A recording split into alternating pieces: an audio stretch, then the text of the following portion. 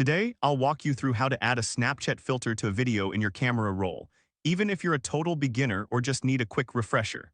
By the end of this guide, you'll know exactly how to apply those fun filters to your videos so you can share them with friends or post them on social media. To start, open the Snapchat app on your device. This is where the magic happens, so make sure you have the latest version installed. Don't worry if your dashboard looks slightly different, the core features remain the same. Once you're in the app, look for the gallery icon. This is typically located in the lower left corner of your screen. Click on it to access your camera roll. This is similar to opening a photo album to find that perfect picture you want to edit. Next, choose the video you want to enhance with a filter. You can scroll through your camera roll until you find the right clip. Take your time, it's totally normal if this takes a moment. Now, from the edit screen, look for the filter icon. This is where you can start transforming your video. Click on it to see the various filters available. Think of this as picking out a new outfit for your video. You want it to look its best.